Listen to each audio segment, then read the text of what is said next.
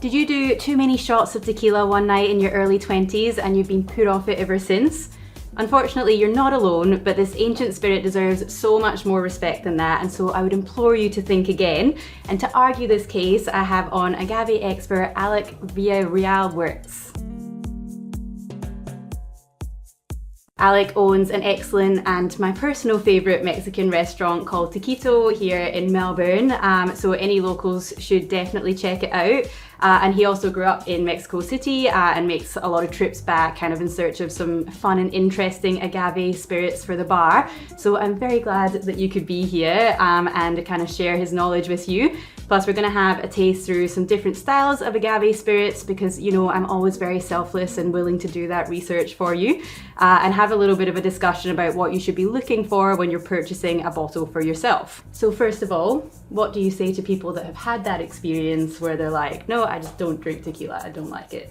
Well, I think first of all, that's my experience as well, because you know, growing up in Mexico, it's like the first thing you have access to when you're you know, young teenager, and you know, many family gatherings where there's a bottle of tequila on the table that you might be able to sneak away and try for the first time. But yeah, I think you need to revisit it. That's the one thing. I think if you've ever had one of those big hangovers, that if you come with it in a different context, not just shooting it, but actually tasting it and figuring out the nuances, then you might be pleasantly surprised. Yeah, for sure. Now, of course, this video is about agave spirits in general, not just tequila.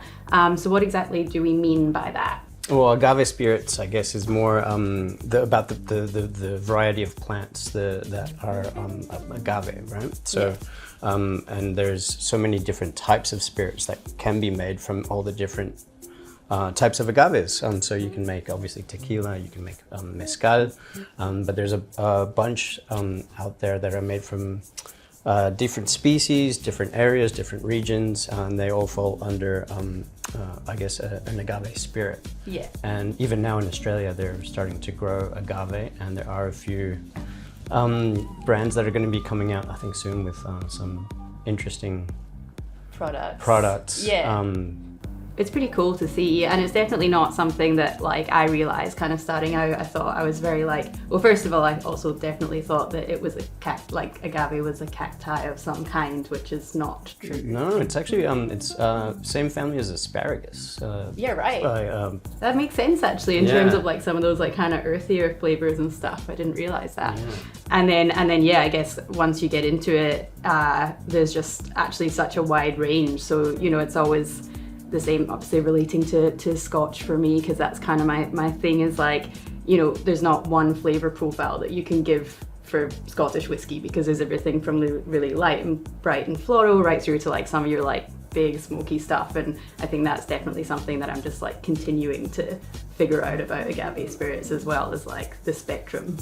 Definitely the spectrum, but also the method of how you, even just how you grow it. Yeah.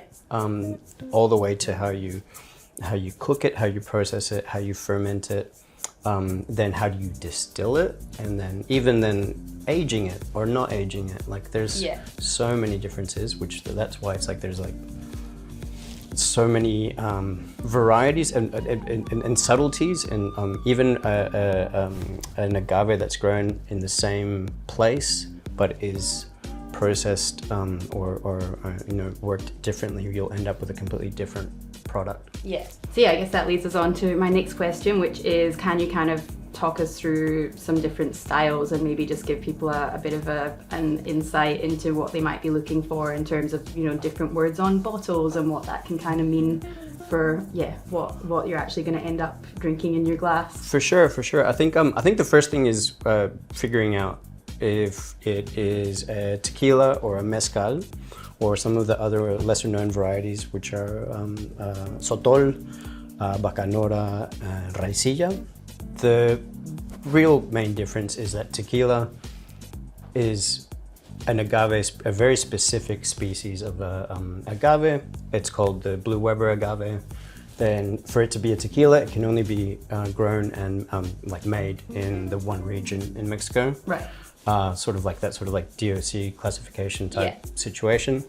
Whereas mezcal can be pretty much made, and it has to be Mexican now, like because before that was people were able to label things as mezcal even if it was from Texas or from other places. But now so they've tightened it up a little bit. They've tightened it, So mezcal now is definitely Mexican and from certain regions as well. So now you definitely, if you make sure, because you might even find some bottles that say agave spirit. That means that it's not technically a mezcal. But yeah, mezcal now is made from huge range of species and blended sometimes. And I guess then the difference is how it's actually processed. There's a lot of key like things to look on the labels that I look at.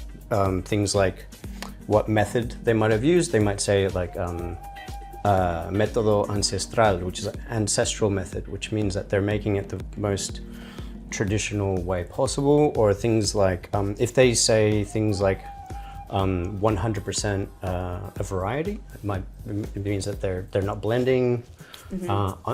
Ensamble is another word that like is pretty interesting to me. Ensamble means that it's a blend. And ensamble, when they put that on the label, it means that the mezcalero, the person who's making it, has really wanted to achieve a certain blend that they really because I was going to ask, it's almost again that kind of thing of like single malt versus blends. Like do people feel like there's an inferiority when things are blended, or is it more like that's really been done deliberately to kind of bring together certain flavors that are going to give you a really awesome and complete end product?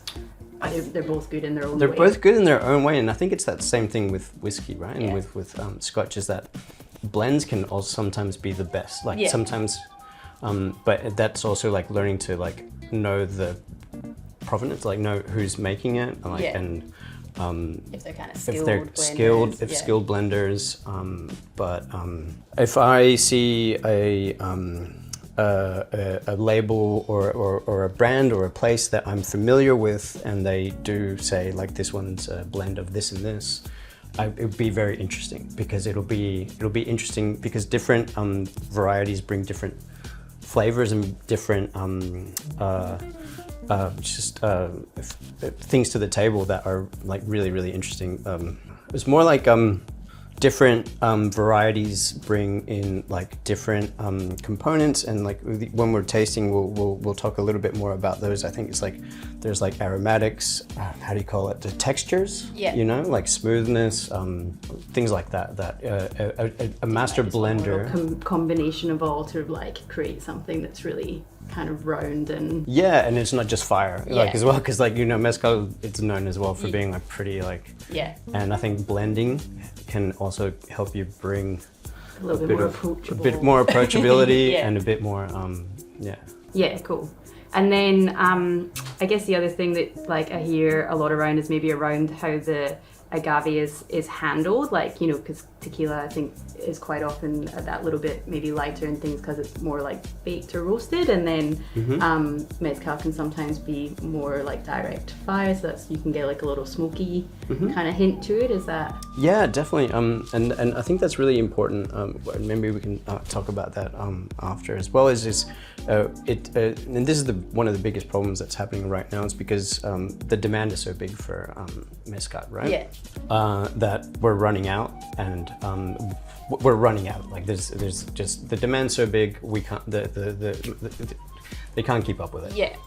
And there's a lot of companies that are trying to skip this process. Like they're trying to cut corners. But one of that cooking, because agave has to be like 7 years old, to reach maturity kind of thing? Like varieties like Espadín, they grow a little bit quicker, so that 7 years. But tequila, Blue Weber agave, the best Blue Weber agave, it's like 10, 13, 14. So time. If you're cutting corners and you're cutting the plant early, you're gonna end up with a flavor profile that's a bit too young for I guess it's like with many things, like if you do it too early, it's not gonna have the the cooking part of it is really important, because that's one of the key parts of the process to extract flavor and create flavor. Is once you've harvested the mezcal and you've cut off the leaves, you end up with the peña, the piña, sorry. that piña can be cooked in many different ways. And what was most traditional was to create a pit and fill it with charcoal and wood, and throw them in and cover it up and roast it, and so that it would be roasting, and all the flavors and all the sugars from the agave nectar are caramelizing and just creating more and more depths of flavor. Which just sounds delicious. Like I just want to eat that. It's delicious. Yeah, it is delicious. It's last time visiting these places, you can really taste in the nectar the plant, but also the terroir, or the soil. And a lot of companies, I guess, the bigger, for them to be able to make it a successful, I guess, big business, they skip things like that, and they use ovens that are just firing it up and burning it and just caramelizing the sugar without not that slow extraction of flavor. It's just more that quick caramelization, and you end up with more of a sweet nectar that doesn't have the nuance or the flavor profile of something that's been handled a little bit more traditionally, or handled with a little bit more care, I guess.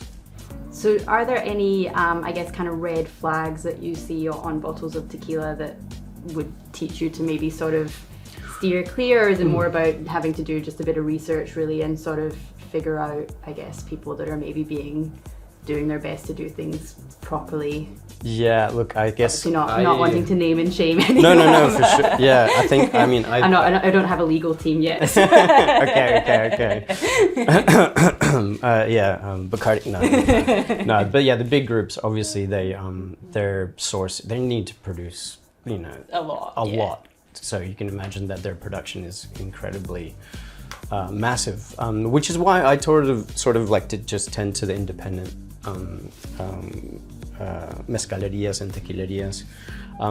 They are harder to find, obviously, but I guess a lot of them are also getting bought up by the bigger. Yeah. So it's really hard. It's hard to navigate that sort of area. I think that I also kind of like to find a bottle that has a little bit more information about where it's from, like the town, or who the mezcalero or the tequila maker is. Yeah. And a lot of the good tequilas and mezcales will tell you what year it was harvested.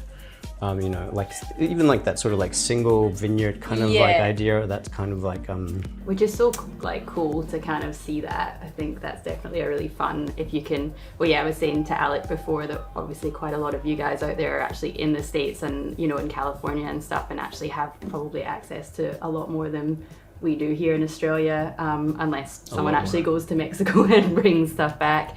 But yeah, I've definitely seen some, as you were saying, single varietal, or like even like kind of single, like what vintage, and then even further than that, it might even be a wild agave compared to a harvest, like a cultivated agave. Yeah.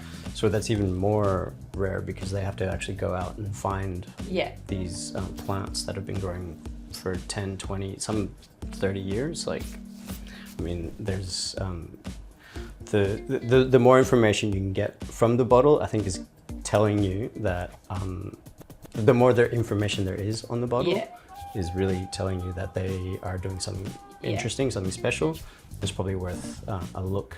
I really liked my fiance's sister brought us back a bottle of mezcal from when they were last over in California, and it just had like the guy who made its like mobile number on it, because it was awesome. like handwritten, Like, did you call it? No, from Australia? Yeah, exactly. Next time we're over that way, I'll look them up for sure. Okay, so we're obviously very much enjoying having this conversation, and it's probably getting a little bit lengthy. You guys might have to go and, try and drink some mezcal or have a cup of tea or something. So just make sure that you're subscribed and hit that notification bell, and we'll be getting part 2 out really soon. Or if this is a little bit further down the line, then head straight over to it, and we're going to get into actually tasting some of these delicious bottles. Agave Spirits. So now you partially know.